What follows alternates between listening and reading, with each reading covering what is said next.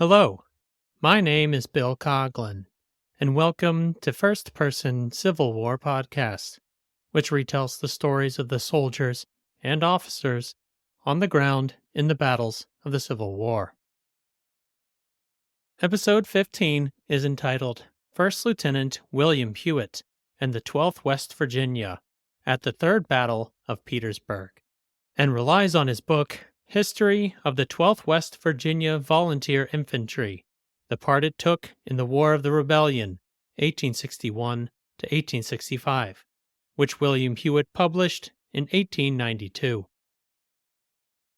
At the beginning of the Civil War, William Hewitt lived in the Grant District of Hancock County, Virginia, which is today West Virginia, and is the northernmost tip of the state.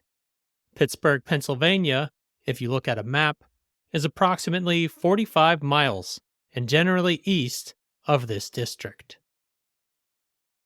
The 12th West Virginia mustered into service in the town of Wheeling on 30 August 1862. The men of the regiment came from Marshall, Ohio, Harrison, Marion, Taylor, Hancock, and Brooke counties. All 7 counties are situated in the northernmost region of the state. William Hewitt mustered into the Union Army as a sergeant and summed up the soldiers of the regiment, which illustrated just how torn apart the western part of Virginia was at the time. The 12th was made up of exceptionally good material. The men were mainly American-born and native Virginians. He talks about them being farmers or mountaineers, and then continues. They enlisted under trying and embarrassing circumstances, and in great measure from patriotic impulses, their surroundings and circumstances, in many cases, tending to lead them to join their fortunes with the rebel cause. It was a common thing for a West Virginia Union soldier to have friends and relatives in the rebel army, and in some cases, for brother to fight against brother. Keep in mind that the state of West Virginia was not admitted into the Union until 30 June 1863.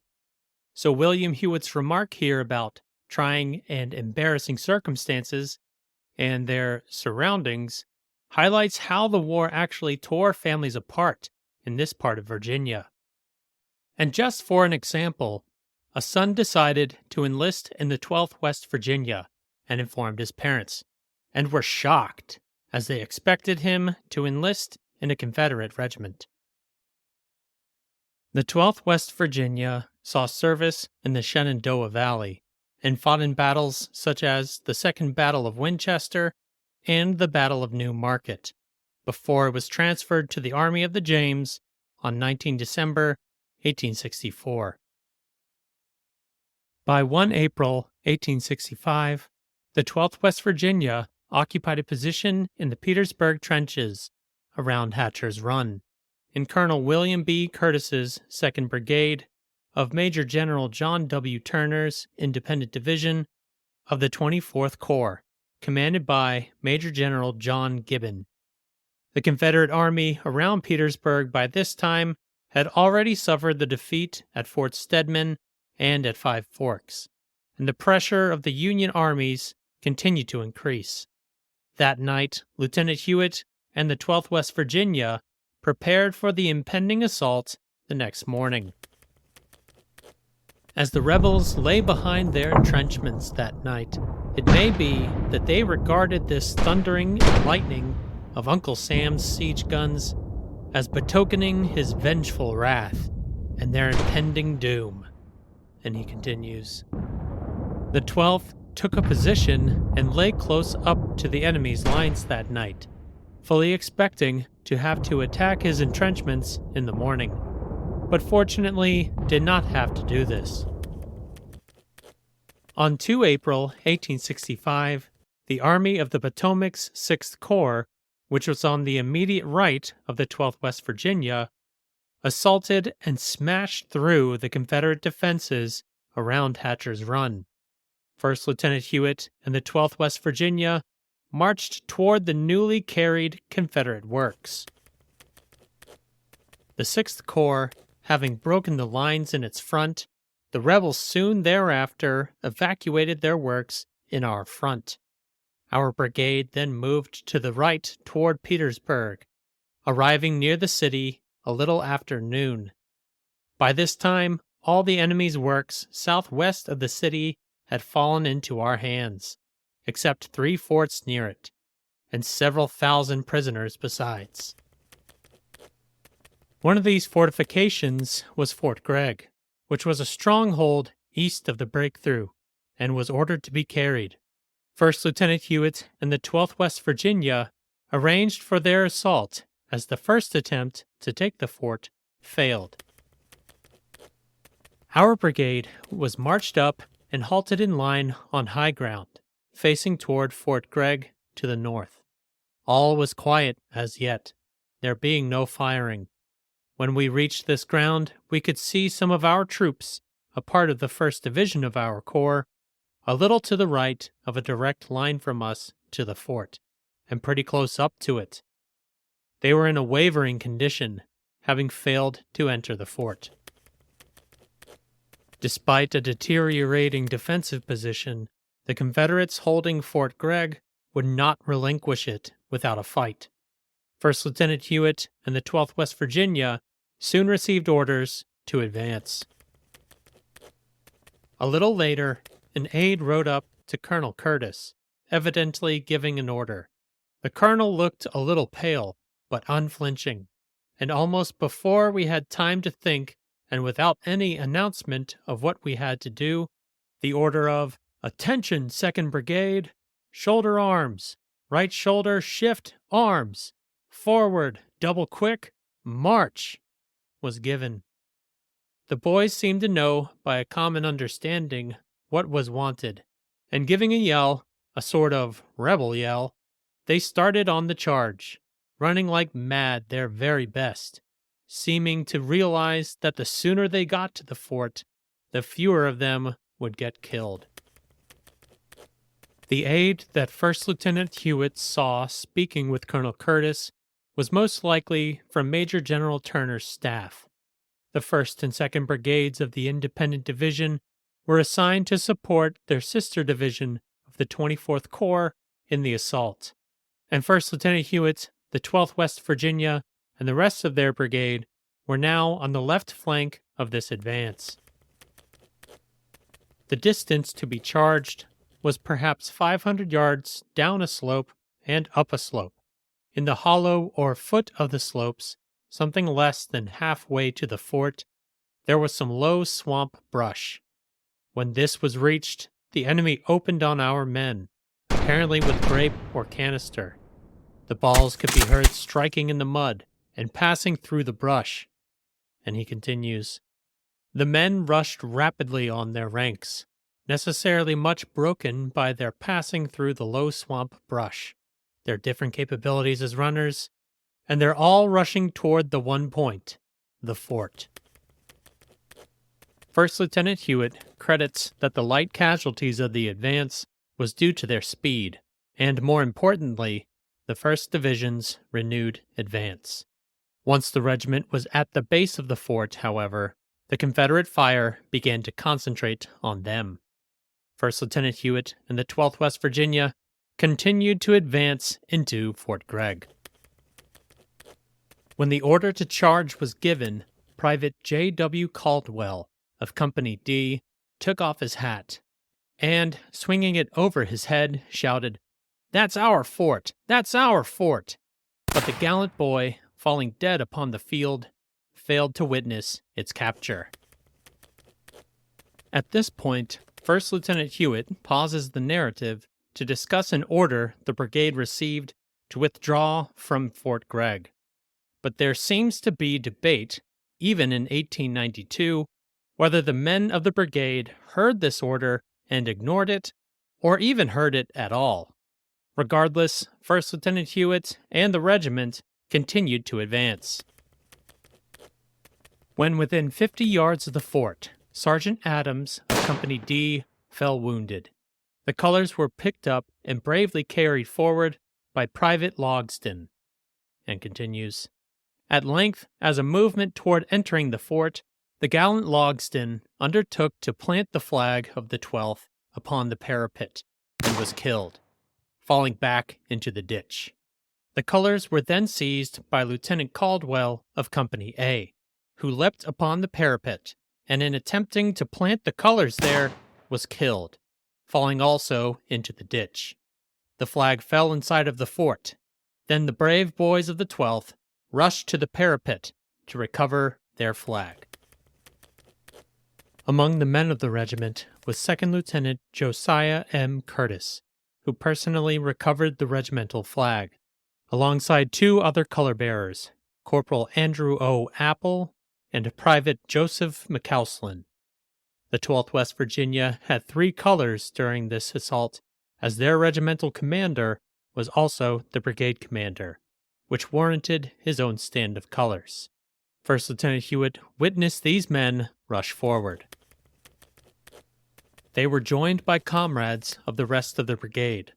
Pouring a volley into the rebels, the boys of the 12th leapt into the fort and planted their flag on the parapet, the first colors on the rebel works. The fort and its brave defenders were soon ours, all the troops present joining in the capture.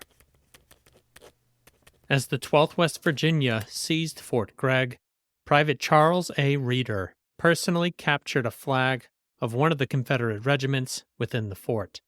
It is not known which regimental flag he captured, but according to Brigadier General James H. Lane, Fort Gregg's commander, the honor of the gallant defense of Fort Gregg is due to my brigade, Chew's battery, and Walker's supernumerary artillerists, armed as infantry, and not to Harris's brigade. And he continues, the enemy, after crowding the parapet amid the wildest cheering and waving of numerous flags, fired down upon our men inside the works. My men were on the right and center, the supernumerary artillerists on the left, and Chew's battery was in the center, so as to give the pieces the widest possible range of fire.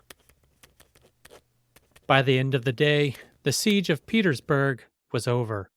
The assault cost the Union 715 killed and wounded, and First Lieutenant Hewitt lamented that this didn't need to happen, but it was still a pivotal moment for the 12th West Virginia. After events seemed to show conclusively that this great sacrifice was unnecessary, for the fort would have been evacuated the following night without it. But it was here that the 12th won its eagle, meaning it captured a flag, and Colonel Curtis his star. 4 men from the 12th West Virginia received medals of honor for their actions in the assault. The first 3 awarded on 12 May, 1865. First Lieutenant Josiah M. Curtis's citation reads, seized the colors of his regiment after 2 color bearers had fallen, bore them gallantly, and was among the first to gain a foothold with his flag inside the enemy's works. The citations of Corporal Andrew O. Apple and Private Joseph McCauslin reads, conspicuous gallantry as color bearer in the assault on Fort Gregg. Private Charles A. Reeder received his Medal of Honor on 3 April 1867. His citation reads, capture of flag. Because this involved someone wresting control of the flag from an enemy color bearer, a Medal of Honor for this effort was common in the Civil War. First Lieutenant William Hewitt returned to Hancock County, West Virginia after the Civil War, and regularly attended the regimental reunions. In 1889 and 1890, the veterans of the 12th West Virginia desired a regimental history written by one of their own, and asked William Hewitt to write it.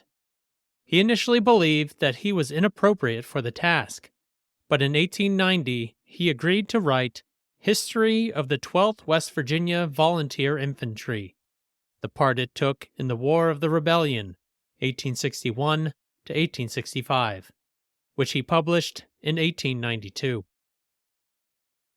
I almost upgraded this episode to a special episode, as I used Brigadier General James H. Lane's booklet entitled Defense of Fort Gregg, Official Report, published in 1877, but I chose not to. While this booklet does contain his point of view of the assault, it just did not contain enough information, as I saw it, to include it in the episode. But I will give Brigadier General Lane a mention here. The purpose of the booklet was to correct what he and his subordinates saw as an incorrect report that a brigade of Mississippians held Fort Gregg on 2 April 1865. Brigadier General Lane, along with the colonel and 3 lieutenants from the 33rd North Carolina, as well as 1 lieutenant from the 37th North Carolina, both regiments from Lane's brigade, wrote letters to corroborate that though there were some Mississippians in the fort, that amount paled in comparison to that of the North Carolinians.